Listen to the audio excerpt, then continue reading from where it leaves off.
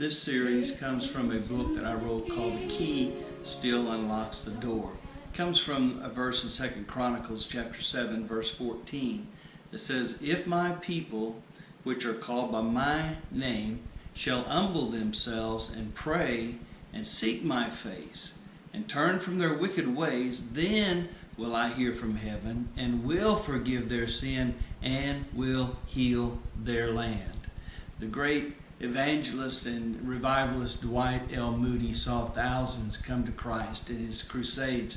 And he said this: "Every great movement of God can be traced to a kneeling figure." I want to read this excerpt from the introduction to my book. It says, "Christians often make this statement: all we can do is pray, as if prayer is some thread we're hanging from in a hopeless situation. We say it as if prayer is the only hope we have, and that it's a very feeble hope at that. We say it as if we might as well prepare for the worst, because who knows if God will hear our prayer, and if He does, who knows if He really cares. We've taken the power of prayer and of faith and weakened them through unbelief. Now we find ourselves standing in the midst of a world that is ruled by chaos. Our eyes, especially during this crisis, this pandemic crisis, our eyes have been opened to the understanding that there is absolutely nothing in this world that is so established that it cannot collapse.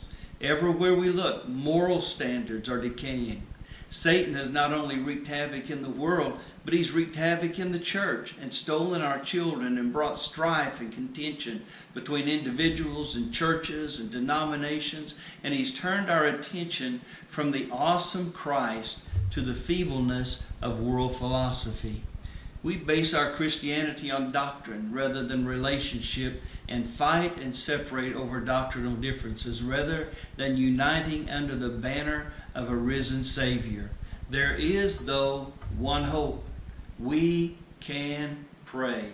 Let me tell you, prayer is not our last option. It is our best option.